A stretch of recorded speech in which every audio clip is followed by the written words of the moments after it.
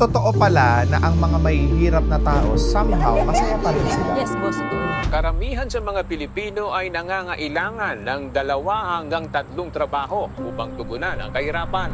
Poverty is real. Bakit kailangan mong maging masaya in spite of the fact na mahirap lang ang buhay? Kasi boss, positibo mong iniisip, tinatanggap na ito binigay sa'yo ng magulang mo, kaibigan mo, ng teacher mo, kapitbahay mo, na masaya din silang ibinigay sa'yo kahit alam mong salat din sila. Kasi maraming tao nakalimot sa pangarap na mas naging prioridad na lang nila yung mabuhay in a day-to-day basis. Pwede kang mapagod pwede kang huminto, saglit, pero after nun, bangon agad. Marissa Mendoza, the CEO of Mang Jose's Furniture, leads a brand celebrated for its high-quality, handcrafted furniture that blends traditional craftsmanship with modern design. Her commitment to quality and customer satisfaction has earned her respect in the furniture industry, driving the success of Mang Jose's with each piece they produce. Maraming mga tao ang ikinalulungkot nila yung kalagayan ng buhay. Where in fact, marami kang dapat ipagpasalamat pa rin kahit na nandun ka sa pinaka-ilalim na parte ng buhay. Maging positive ka lang. Tiwala lang sa Panginoong Diyos. Nakakatuwa, no? Bukod sa premium ang mga produkto nyo ay mura pa. Yes, boss. Sino-sino na yung mga na-deliveran ninyo at anong klase ng mga bahay, mga negosyo na yung mga nasupplyan ninyo ng furniture? Sir Francis Kong, nagkaroon kami ng oportunidad na makapag-reupholster ng kanyang recliner. So sobrang masaya kami doon, at after noon, may mga in-order pa siya sa amin na mga upuan para sa restaurant ng anak niya. Uy! So sobrang excited kami talagang ma-serve din si Sir Francis Kong. And syempre, si Boss Toyo, boss. Oo. Oo, dahil pinagkatiwalaan din kami ni Miss Joy na kami yung gumawa ng bed nila. Oh. Alam mo, boss, lagi ko talaga ding nakikita na background pag may mga sila, simpleng family gathering or kulitan, natutuwa kami na makita yun. Ikaw na, pala yun. Kami yung gumawa niyan. Right. So, I'm so happy and so proud din for that. At syempre, yung mga tao ko, natutuwa rin po silang makita. Ayan. And sino pa ba? Mga corporate. Corporate, si Adrian Bruno of It's Fitness Innovation. So, si Adrian naman Gym ito, di ba? Yes, yung gym. Sa Paranaque. Okay. Pinagkatiwalaan niya naman kami, boss, na gawin yung mga sofa. Ang dami niya ring binili, pati airport chair, pati lockers. Then, alam ko may mga susunod pa, boss, na o-orderin si It's Fitness Innovation. So, very grateful and happy din kami for that opportunity. And meron din parating pa, boss, alam ko si Gensis din. Meron kaming project for Gensis. May artista rin po na Sino? Si Sir Betong Sumaya.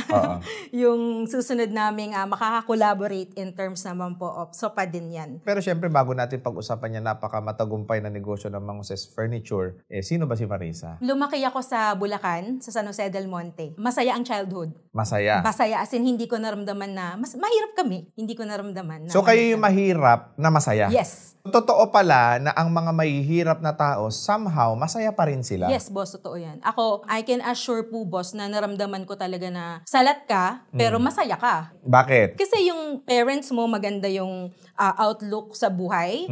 Nagsisikap sila at the same time, pinoprovide nila yung mga pangangailangan mo. Hindi ko naranasang hindi makasama sa field trip, hindi ko naranasang hindi mabilhan ng Girl Scout uniform. Kasi active na rin ako nung kabataan ko. Gusto ko talaga, lagi akong bida, lagi akong kasali. So, ang saya ko ng mga time na yun kasi feeling ko talaga lahat na provide ng parents. Kasi yung iba, boss, hindi ganun. Kahit mahirap, yung parents mo, pagkakailangan, may diskarte yes, sila. Boss. Kasi ang father ko po, boss, ay isang panadero. Tapos ang mother ko, tindera po siya. I'm sure din po sa tindahan ng tinapay. So, doon sila nag-meet. So, from there, yun po talaga yung... So, yung nanay mo, tindera sa bakery, tapos yung tatay mo naman ng panadero. Yes, po. Doon sila nag-meet, boss. Tapos yung may-ari nun, parang itinuring na anak na rin sila. Kaya po, hanggang lumaki kami, hanggang mag-high school, pinoprovide na tutulungan kami ng pamilyang ito. So, marami rin mga friends, boss, na nakasupport as I grow up. Kasi isa rin akong choir president. Kumakanta po ako sa simbahan. So, maganda po talaga yung childhood kasama sa lahat ng play, mga shows na napipili ka para kumanta, ikaw yung mag-lead kumanta. So yun boss, the support is there. Kaya boss, masabi ko talaga, ang ganda ng childhood. Bakit kailangan mong maging masaya in spite of the fact na mahirap lang ang buhay? Kasi boss, naramdaman ko na kahit nga mahirap, may makikita ka pa rin saya eh. Paano yun? Kasi nga, positibo ka. Positibo mong iniisip, positibo mong tinatanggap na ito binigay sa'yo ng magulang mo, binigay sa'yo ng kaibigan mo, ng teacher mo, kapitbahay mo, na masaya din silang ibinigay sa'yo kahit alam mong salat din sila. Kasi kahit simple lang itong ibinigay sa'yo, kahit konti lang. Kunwari, bahaw. Sa umaga, magsisigaw na yung kapitbahay. Ano almusal natin? As in, tulungan, bigay ng Kumbaga ulam. yung neighborhood ninyo, puro kayo mahihirap doon, pero tulungan. Yes, boss. Asaya talaga, as in. Pero alam mo Marisa, nakakatuwa lang. Ang ganda ng outlook mo sa buhay. In spite of mahirap nga, masayahin, positive ang outlook. Kanino mo naman na yung ganyang klase ugali? Siguro both. Nature ninyo. Oo, kasi yung nanay ko, masiyahin siya. Yung tatay ko naman, tahimik yun, pero sobrang bait naman niya. Maraming mga tao ang ikinalulungkot nila yung kalagayan ng buhay. Where in fact, marami kang dapat ipagpasalamat pa rin kahit na nandun ka sa pinaka-ilalim na parte ng buhay mo. Totoo, Marami boss. kang po pwedeng ipagpasalamat pa rin dyan. Nakakagising ka, nakakabangon ka, kahit papano humihinga ka at may buhay ka, may nakikita ka, okay na yun. Totoo diba? yan, boss. Kasi maraming taong sinalat-salat nga dyan pero grateful pa rin sila eh.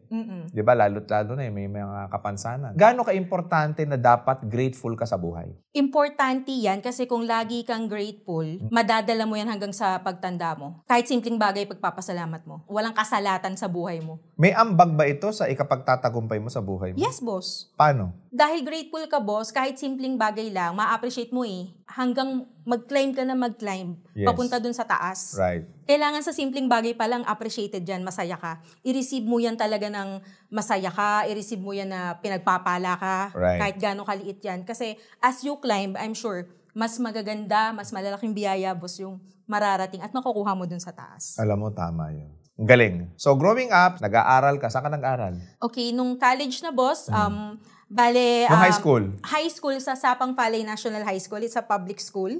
Elementary? Elementary, Bagong Buhay F Elementary School. Bagong Buhay, tapos F. Sapang Palay. Yes, oo. Bagong Buhay F, tapos Sapang Sapang Palay, Tapos oo. college. College, boss, nag-stop ako ng 2 taon. Hindi kagad ako nakapag-aral. Kasi my father was diagnosed with sa liver cirrhosis. Parang hindi na niya ako mapag-aaral. Gusto niya. As in, nakita ko talaga na gusto niya akong pag-aralin, boss. Pero nagkasakit siya. So, kailangan ko munang mag-stop. Kailangan ko munang tumulong dun sa small business na meron kami, which is umuupa lang kami, boss, noon ng panaderia. Pinaupa sa amin yung pwesto, pati yung gamit. Pero father ko yung gumagawa pa rin ng tinapay. So, naging tendera ako noon. 2 years yun, boss, na hindi ako nag-aral. So, stop. galing ako, boss, sa star section ng high school. As in, yung mga klase ko matatalino. Pero inuna ko munang tumulong. Bakit? Kasi, boss, hindi kaya ng father ko eh. Pero, boss, hindi ako nag-stop. Naghanap ako na magpapaaral sa akin. In ganon? 2 years, yes. O, sino yung Naghanap ako. nagpaaral sa'yo? Dahil active po ako nun sa simbahan, bilang naglilingkod po sa kapilya namin sa San Jose Manggagawa Chapel. Nagkaroon ako ng oportunidad makakilala ng mga eswita. Sila po yung mga magpapare. Sila yung nag-help sa akin, boss, para magkaroon ako ng letter, makalapit ako sa isang dean sa Ateneo, si Rene San Andres. So siya, boss, yung nagtiwala agad sa akin pagkakita pa lang. Pinakilala, ito si Marisa, nagsiserve to sa kumakanta to. Ganun. Tapos biglang sabi niya lang, okay, sige, saan siya mag-e-enroll? Ganun agad, boss. As in, kinakwento nga niya noon, maghahanap pa lang din siya ng mga taong tutulong para lang mapagpaaral ako. Kasi kumbaga, hindi lang yun galing sa pocket niya. Yes. Maghahanap siya ng mga tao na tutulong para mapag-aral ako. Anong course ang kinuha mo? Business Management sa San Sebastian College, Recoletos of Manila. Nakatapos ka? Yes, boss, nakatapos. Okay, ang galing din, no? Bakit mo pinilit makatapos? Okay naman na, may tindahan na kayo. Bakit po pa kailangan bumalik sa pag-aaral, naghahanap buhay ka na nun? Kasi, boss, unang-una, inisip ko, yung gumagawa ng tinapay, hindi siya habang buhay. Hindi rin amin yung pwesto. Siyempre, boss, gusto ko makatapos ako para sa pamilya. Dahil inisip ko na bilang panganay, malamang sa malamang, ako ang tatay. So, yun na nga, boss, yung nangyari kasi nag-pass yung father ko. Nakapag-enroll, nakapag-start ng college, boss, per semester. Then, after that, nakita niya lang ako magsuot ng uniform. In first semester na yan, naghihirap na siya, may sakit na siya. At ako nag-aaral. So, masaya siyang nakikita akong pumapasok. Pinagpaplansya niya ako ng uniform. Uwian pa ako nun, boss, from Sapang Palay to Recto. Uwian ako nun, bus. Yung mga uso dating bus, yung mabibilis, yung mga hindi di aircon. Yung walang aircon. Yun, Yeah. yun, boss. So, nakita nung father ko. So, sobrang saya ko na nakita niya pa ako nag-aral. Dahil pangarap ko ding makita niya na nakapag-college ako, nakapag-uniform. Hindi niya na inabot na nakagraduate? Hindi na, boss. Kasi, yun nga, year 2000, boss, nag-pass na ang father ko. I was 19 lang ako nun. Yung tatay mo ba, masasabi mo ba siyang isang ulirang ama? Sobra. Ang laki ng sobra ko. Kasi nga, boss, lumaki kami ng mga kapatid ko na hindi namin ramdamang mahirap kami. Bakit? Kasi yung father ko, napoprovide niya. Oo, hindi ko alam kung paano, pero napoprovide niya, boss. Yung naranasan naming may TV, hindi kami nakikinood. Naranasan naming may Milo na malalaki sa bahay. Uuwi siya, may dala siyang palaman. Alam mo yung mga simpleng kaligayahan lang ng mga bata noon. Yung mga ganun, boss. Meron din kaming break game.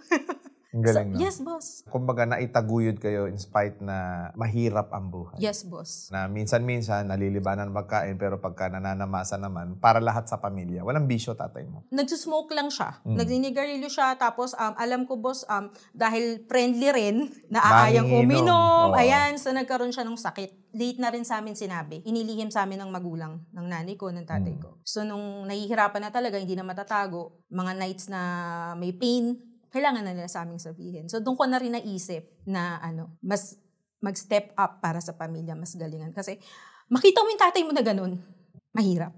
Namimiss mo yung tatay mo? Oo, sobra. Kasi kung buhay siya ngayon, nakita niya sana yung anak niya na matagumpay. And boss, alam niyo yung father ko pala, boss, is magaling sa carpentry. As in, kung buhay nga siya, lagi kong sinasabi kay Joseph, siguro siya yung manager namin. Kasi gumagawa siya ng mga platera, gumagawa siya ng cabinet. Yung bahay namin puno ng kusot. Kasi everyday halos, pag free time, wala siya sa paggawa ng tinapay, yun naman ang ginagawa. So may mga kapitbahay din na nagpapagawa po. So parang sabi ko, wow, parang somehow yung magiging business ko pala sa future is aligned sa desire or skill ng tatay ko. Okay. So, come graduation, nakagraduate ka, what did you do next? Okay, nung graduate, boss, sakto, nagkaanak na ako. So, si Matthew was Ilan taon ka 2003. I was just 21. So, I gave birth on Matthew po ng 2003. So, nag-stop lang muna saglit, then nag-work ulit. Saan ka Pag-work nagtrabaho? na. Yung isa kong scholar na si Miss Tish Valles, merong company-owned business yung family niya. Doon ako agad nag-work. Napasok agad ako doon. Ano muna yung work ko doon? Admin, HR assistant. So, yun, boss, yung una kong trabaho. Bakit? Parang hindi ako umaangat. Parang masaya lang ako. Parang may mabarkada lang ako kasi masaya sa opisina, sa corporate world. Pero bakit ito lang meron ako? Inisip ko kagad, boss, na hindi pwedeng ganito. Though maganda yung work ng asawa ko, si Joseph, dahil isa siyang IT professional. Pero, boss, bilang ako si Marisa nga, bilang babae, may mga gusto rin ako para rin sa pamilya ko, na hindi makakayang i-provide nung sweldo na meron ako nung nasa corporate world pa po ako. Yes. And ano ang maipapayo mo doon sa mga ina na kagaya mo na yung trabaho nila is ayaw nila yung kinikita, ayaw na nila yung trabaho nila, pero nahihirapan sila magdesisyon kung aalisan ba nila ito, hindi. Kasi mas pumapasok sa isip nila yung security ng sweldo. Pagkatiwalaan mo yung sarili mo, unang-una, na kahit anong mangyari, kaya mong makahakbang. Paunti-unti, pero kaya. Huwag kang matakot na umalis sa comfort zone mo. Kasi hindi naman tayo pabata patanda na tayo So kung lagi lang iisipin mo, barkada, masaya lang. Correct. Hindi darating yung panahon na iisipin mo na meron pa dapat akong mas magandang mga nakuha Pero ikaw mismo, hindi ka sumusugal. Huwag kang matakot magdesisyon kasi naniniwala ko, lahat ng tao may oportunidad. Maliit man yan o malaki, oportunidad pa rin yan. At mali mo, yung oportunidad na yan, ang maging susi para maging mas bongga ka. Mas dapat maging okay yung buhay ninyo mo. maging bongga kayo. Yeah. Totoo yun Maging bongga Kasi ikaw, kung nanonood ka ngayon, may trabaho ka, hindi ka masaya. May sahod ka, hindi ka rin masaya. Kinalalagyan ng buhay mo, hindi mo rin ikinisisiya. Bakit? So kung hindi ka na talaga masaya dyan, why not look for opportunity na masasatisfy mo yung financial needs mo, heart's desire mo, Totoo. and most importantly, yung pangangailangan ng pamilya mo. Totoo yan, boss. Kasi bakit ka natatakot na walang tatanggap sa'yo? Or hindi ka makakapagsimula ng kahit maliit na negosyo? Huwag kayong matakot sa mawalan kayo ng pera. Ang matakot kayo yung oras na lilipas, na too late na, bago mo gagawa ng paraan yung pangarap mo. Kasi maraming tao nakalimot sa pangarap, Marise, na mas naging prioridad na lang nila yung mabuhay in a day-to-day basis. Anong gusto mong ipayo sa kanila? Huwag kayo mag-settle dun. May kami dati ni Joseph, lagi niyang sinasabi sa akin, parang isang kahig, isang tukaka. Tumatak yun sa isip ko na hindi kami pwedeng mabuhay ng ganun. Kasi nga, lagi ka magfo-fall din dun sa, gusto mong mag-provide sa pamilya, sa sarili mo rin. Gusto mo rin mag-serve sa community. Kung meron kang gustong matulungan, di ba, boss? Yes. Pag ganun ka talaga mag-isip, babangon ka lagi araw-araw na punong-puno ka ng gagawin ko to, susubukan ko to. Pwede kang mapagod Pwede kang huminto, saglit. Pwede ka ring umiyak, saglit. Pero after nun, boss, yung saglit na yun, asing saglit, bangon agad. Ako, boss, ang dami ko talagang iyak saglit, bangon Ang ganda nun iyak saglit, bangon. Oo, ang boss. Ganda nun. Tama Kasi, okay, iyak ko saglit. Tao ka lang di ba, boss? Pero iisipin nyo talaga, bangon agad. Sige. Ano yung mga iniiyak mo na pinagdaanan niyo sa buhay niyo? Unang-una kami ni Joseph, naghiwalay kami. Because of? Dahil bata pa kami. Naghiwalay kami, pero in good standing naman kami, co-parenting sa anak naming si Matt. So, si Matt noon mga 6 years old or 7 pa lang. So, si Joseph, may sarili siyang life. Ako din, may sarili akong life. Nag-work kami parehas. Pero good standing naman kami. I mean, hindi kami magkagalit. So, yun yung magandang nangyari sa amin. Napag-aawayan niyo rin yung pera? Nang time, hindi naman, boss. Siguro sa part ni Joseph sa asawa ko, baka meron siyang pressure in terms of financial. Kasi siya yung mas provider. Kasi nga ako, boss, yung sweldo ko naman, hindi naman ganun kalaki. Kasi nga, nagsisimula pa lang. Right. Tapos, corporate world, hindi naman agad ako manager dun. Assistant. So, pero there's nothing wrong to be assistant. Don't get me wrong. Kumbaga, magsisimula ka talaga doon. Kung magaling na magaling ka, pwede ka talagang mas umangat. Ano pa yung mga pinagdaanan mo sa buhay na hindi mo makakalimutan? Naging cancer survivor din ako. Uy! Oo, nagkasakit ako nung time na yun, hiwalay kami ni Joseph. So that was 2008. Anong cancer? Lymphoma. Saan yun? Cancer siya of the lymph nodes. Parang ang nangyari sa akin noon, I'm working, kakatanggap ko lang sa magandang company. Nag-try ako sa iba nag-ship ako sa iba. Tapos biglang, ilang days pa lang, boss, nagkasakit na ako. Ano yung sintomas? Inuubo ako wala naman akong secretion. Wala kang phlegm. Dry. Tapos hindi niya ako pinapatulog. Tapos sobrang makati yung skin. As in, pati dulo ng daliri ko, makati. Sweat nights, fever. Tapos, boss, sobrang bumagsak yung katawan. So, nung nalaman mo na diagnose ka na may cancer, ano yung tumatakbo sa isip mo? Siguro talagang maganda lang yung disposition ko sa buhay. Kasi never kong naisip na I'm dying. Never. Inisip ko kagad, lalabanan ko to. Maraming may cancer na nanonood ng video na to, Sige, paano mo nagawa yun? Nung time na na-diagnose ako, boss, sinabi kagad sa akin nung on ko, hindi pa nga ako natetest nun yung wala pa akong mga lab. May cancer ka. Ganun agad. Tinanggap ko kagad. Pero ang nasa isip ko kasi nun, at least alam ko na. Kasi boss, ilang weeks din akong hirap Yung, ano ba tong sakit ko? Ba't hindi ako gumagaling? Naalala ko pa nga nun, boss Kami ng sister ko. Hindi ko alam kung saan kami pupunta. Kasi nga, hindi ako okay yung pakiramdam. Nagsimba muna kami sa St. Peter Parish doon sa may along Commonwealth, yung malaking simbahan doon. Nagdasal kami, boss, ang mataimtim ng kapatid ko. Sabi ko, Lord, dalhin mo na ako saan mo ko dadalhin. Then, boss, alam mo talaga, labas ng church, pagdaan ng jeep, papunta siya ng ng SM Fairview. Naisip ko kagad yung ospital doon. So, boss, bumunta ako doon. Sabi ko, bahala na, kahit wala akong pera. Sige, ito lang pera natin. Pero kailangan ma-check na ako kasi nahihirapan na ako, boss Pagdating doon, na-confine ako, boss. Imagine mo, gano'n na pala yung oxygen level ko, sobrang baba na. Kagad, in-oxygen kagad ako, na-confine kagad ako. Tapos si Joseph, pinuntahan niya ako doon. Hindi kami nito, boss, hindi pa kami ni Joseph nagkakaayos, nagkakabalikan. Pero tinulungan niya pa rin ako doon sa ospital. Kasi may kilala yung pamilya nila sa Lung Center of the Philippines. So, inilipat po ako doon, boss. So, nakita kagad ako nung on ko nga na sinasabi ko kanina na may cancer ka. Ganun agad. So, ako tinanggap ko kagad, boss. Sige, kung anong gusto yung paggawa, gawin na. Kasi inisip ko kagad yung anak ko, si Matt. Parang ang bata niya pa para mawala ako sa mundo. Then, nag-lab test and everything. May minor surgery ako dito. Kinuhaan ako ng kulani. Kasi yung pag may lymphoma ka, magkakaroon ka ng kulani. So, ang laki, boss. Aling matatanaw mo talaga. So, kinuhaan, in-scrapan, na-test. Yun nga, may cancer. Parang umikot yung yung loob nung doktor. Tsaka ako parang umiikot. Sabi ko, totoo ba to? Nangyari ba talaga to? Talaga palang dadanasin ko palang magkaroon ng cancer. Pag ganun kasi, boss, parang magtatanong ka rin Bakit? Bakit ako? Bakit kailangan akong magkasakit? Boss, nung time na yun, wala ang tatay. Nanay ko, ako sa akin lang umaasa. Wala si Joseph. Si Joseph nagpo-provide lang sa anak niya. Tapos yung anak ko, bata pa. Ang nasa isip ko kagad noon, okay, bangon agad. Kailangan magpagamot, kailangan magpagaling, kailangan magpakimo. Sige ko, ano gusto niyong gawin? Gawin na natin. Yun, boss, yung acceptance na meron akong sakit. Tinanggap ko kagad dun sa room na yun, na I'm sick. And gumaling ako. Paano? Chemo. Yung flash pa na chemo. Sabi ko pa noon, boss, dati, hala, ang dali lang pala magpa-chemo, di naman pala masakit. Ganun pa ako nung umpisa. Pero boss, as time pass by, ang hirap na pala. Ang hirap magpa-chemo. Kaya yung mga may cancer patient dyan, alam ko yung pinagdadaanan nila at pinagdadasal ko sila na gumaling. Kasi hindi madali yung battle. Pero wag kayong mawala ng pag-asa. Iyak, bangon agad. After chemo, sige, ano ulit? Hanap ulit ng resources para may pampakimo ulit. Kasi, boss, ang dami ring tumulong sa akin noon kasi wala akong trabaho. Maggulit ka na lang. By prayer, ang daming taong tumutulong para maitawid ko yung pagkikimo na yan. Kasi that is, I think, 30,000 monthly. That was 2008. Boss, yung pera na yun, ang laki ng value nung that time, di ba? 2008 hanggang 2009. Then, natapos ko yung per cycle, which is 8 session. Kumakapit na ako nun, boss, sa swero. Yung pang 7 and 8 ko. Dahil? Ang hirap, boss. Ang sakit. Tapos sobrang hilong-hilo ka. Bamit ka ng bamit. Ang kasama ko nun yung nanay ko. Hindi niya ako pinabayaan. Pero sabi ko nga, inspirasyon ko yung nanay ko eh. Ang tatag ng nanay ko, boss, pinakamatapang talaga siya sa lahat. Kasi imagine mo, boss, yung makita mo yung anak mong gano'n. Kaya kahit mahirap din, boss, laban lang. Kinaya mo. Kinaya ko, boss, talaga para gumaling. Kailan mo nalaman na cancer-free ka na? Ayun nga, boss. Ang pagdating ng May, that was 2009, sabi sa akin nung onco ko, si Dr. Ladrera ng Lung Center of the Philippines.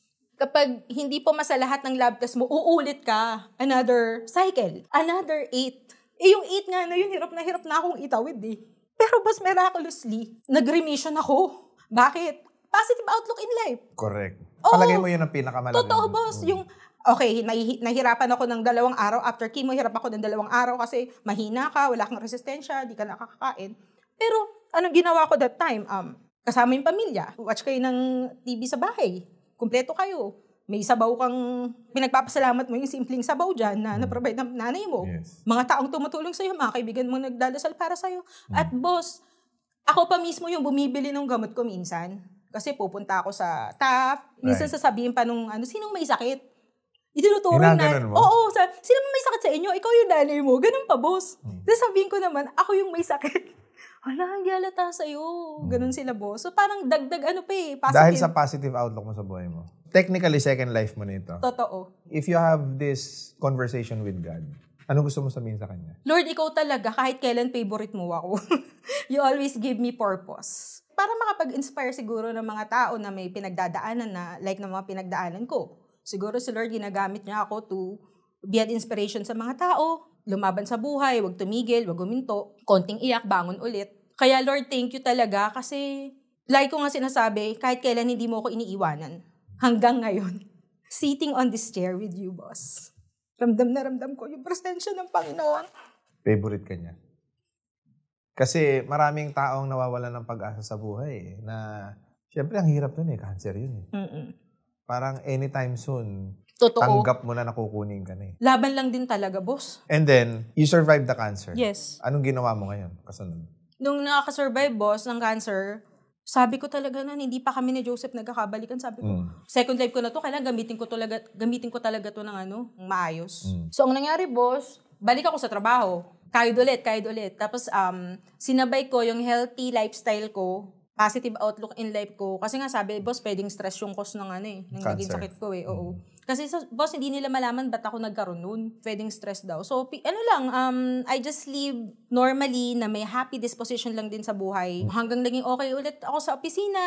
Naging nakabalik sa trabaho. Naging executive assistant na ako. Part na ako ng marketing team. So, nakakapag-provide na rin ako ng value sa company na yon. Then, si Joseph and me, naging okay ulit kami. Kinasal kami nung 2013. Wow. Oo. So, ayun po. Pinakasalan ka na this time around. Nagpakasal na, oo. Okay naman, boss. Hanggang nag-decide na rin kami, boss, na magnegosyo na. Okay yung corporate world, pero mas okay, boss, kapag nagnegosyo na. Pero gusto ko munang puntahan yung mga taong tumulong sa'yo nung wala kang pera tapos nagka-cancer na. Probably this is the opportunity na baka panoorin nila ito. Pasalamatan mo sila. Sino-sino sila? Si Sir Rene San Andres. Siya isang dean sa Ateneo, Student Affairs. I wanna thank him talaga from the bottom of my heart. Kasi sa pag-aaral ko hanggang sa cancer days ko, hindi niya ako pinabayaan. andyan pa rin siya. Lagi niya pa rin talaga ako sinusupport. Naghahanap pa rin siya ng fund para matulungan ako. Tapos, yung parents ni Joseph, si Mami Tess and Daddy Flong, na tumulong din talaga sa akin. Yung parents ni Joseph, masisipag na tao. Nagtitinda sa palengke, boss. Pero, they provide talaga for me monthly. Tapos, si Miss Chona Valles, isa sa mga boss ko dati sa Maida Food Distributors Inc. is a seafood distribution company during that time. Until now, tinutulungan niya rin ako nun sa mga chemo session. Pag-ibigay ng pera para makaipon. Thank you so much, Ma'am Chona. Ninang ko rin siya sa kasal. We have a good relationship until now. And syempre kay Joseph, kasi tinutulungan niya ako noon kahit hindi pa kami nagkakabalikan. Yeah. Siguro iniisip niya dahil nanay ako ng anak niya. Kaya nag-help siya sa akin talaga financially. Tsaka I'm sure nag-care pa rin siya sa akin that time. And syempre sa nanay ko, na kahit walang pera, siya talaga yung sumasama sa akin, boss. Nanay ko talaga, si Lilia, napakatatag na tao nun. Siya yung sumasama sa akin sa lahat ng session, walang kapaguran. Pati yung mga pinsan ko na nagsusupport din sa akin, pumipila sa PCSO, na madaling araw, si Nieto, yung pinsan ko na yan, kasama ng nanay ko. Boss, yung mga taong hindi makakalimutan habang buhay. Kasi doon sa, ang baba-baba, diba? Sila yung tumulong sa'yo.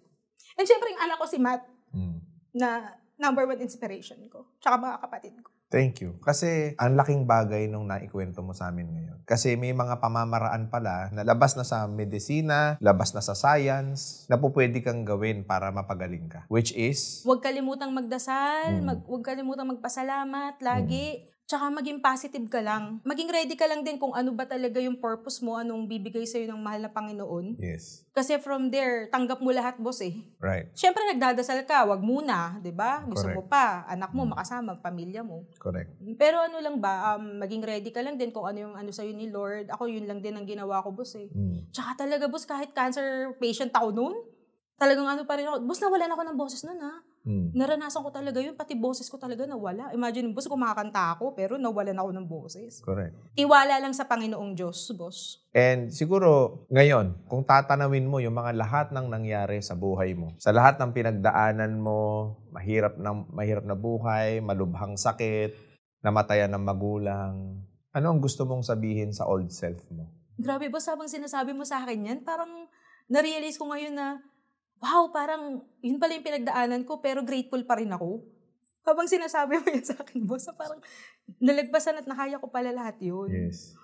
Marisa, dahil ikaw ay lumaking masayahin, masaya sa simpleng bagay, masaya sa simpleng kwentuhan, masaya sa mga kaibigan mo na nandyan para sa'yo. Masaya ka sa simpleng binibigay sa'yo ng magulang mo. Hindi ka mapagsamantala. Gusto mo lang ding makatulong lagi. Ma-share yung talent mo sa iba sa simpleng paraan dahil masayahin ka. Dahil ikaw ay marunong magpasalamat sa Panginoon at sa mga taong ibinigay niya sa'yo para tumulong sa'yo. Kaya ka nandyan ngayon. Wow. Ang galing lang nun. And of course, gusto mong sabihin sa tatay mo na hindi na nakita yung tagumpay na meron ka ngayon. Okay? Tay, si Edmond Gal, sobrang namimiss na kita. Sana nakita mo pa tayo yung buhay na meron ako ngayon. Kasi ang pangarap ko lang naman ng isang anak sa magulang, nabigay yung best niya. So tayo, nagpapasalamat ako dahil pinalaki mo akong ganito. Pinalaki mo akong dapat alagaan mo yung sarili mo. Pinalaki mo akong di ka salat. Pinalaki mo akong nabibigay ko sa iyo yung kailangan mo. Kasi boss, malungkutin ako dati, matampuhin ako. Kunwari, hindi ako nabilhan. Magulat na lang ako nandyan eh. Kunyari, di ako nabilhan ng gusto kong scarf, uniform ng pang-Girl Scout. Di ko talaga maliligtaan, boss eh. So, gusto ko magpasalamat. Tatay mo nagbibigay nun? Oo, boss. Tatay ko talaga. Yes. Kasi nanay ko na time, naging housewife na lang siya eh. So, gusto ko magpasalamat, boss, sa tatay ko na sana proud siya sa akin. Sana masayang-masaya siya. Nakikita niya ako ngayon. Yes. At miss na miss ko na siya, boss. Siguro kung buhay lang siya ngayon. Una kong ipapagawa sa kanya, tay, gawan mo ako nung pinakamagandang sopa na i-display ko sa kahit saan bilang legacy ng anak mo may negosyong furniture. Yes. Thank you. And ano na ang nai-provide sa'yo ngayon ng hanap buhay na pinapatakbo ninyo? Bilang naging negosyante na nga, I can say na mas maganda ang buhay. On a positive note talaga, ang ganda ng oportunidad na na-recognize ng ninyo boss, ng Growth Circle International. Dahil sa Growth Circle International, yung mga negosyanteng katulad namin ay nagkakaroon ng mas maraming oportunidad. Hindi lang hindi lang boss yung may kakilala kang mayaman or maimpluwensyang tao, hindi yun boss eh. Parang laging nasa isip ko, anong value ang mabibigay ko rin dito? Right. Anong value ang mabibigay rin ito sa akin? Lagi ako nagja-jump boss dun sa hindi ka transactional. Correct. Mahalaga sa akin boss yung pagkakaibigan eh. Kaya ko boss talaga, ang Mang Jose Furniture, lumaki man siya or lumiit man siya, malaki man ang kita niya, or hindi man malaking kita niya ngayon, or kahit malaki pa yung kita niya, yung pakikipagkaibigan ko sa mga namimit ko sa GCI, boss, walang kapalit yun. Yes. Thank you. You're so inspiring. Thank you, boss. Before we end, sa mga viewers natin, saan kanila po pwedeng kontakin? Saan sila po pwedeng magpa-customize, magpa-deliver, magpagawa ng mga furniture nila? Sa aming page, Mang Jose Furniture, sa Facebook page, meron din kami sa Instagram, and meron din kami soon TikTok. Sa lahat ng mga gusto mag-resell, email us at mangjosefurniture@gmail.com. Meron oportunidad na maging reseller. Ganun din sa mga realty business. Pwede rin ma-expand yung value na nabibigay nyo sa inyong mga customer. Ganun din yung mga contractors, engineer, architect. Pwede tayong magtulungan para mas maging bongga ang ating business partnership. Just email us, contact us, 0917-102-9697. Thank you so much, Boss Marisa. Dami kong natutunan and I'm really inspired, no? Inspirasyon ka ng maraming tao, especially yung mga may cancer. Muli, maraming salamat and God bless inyo lahat.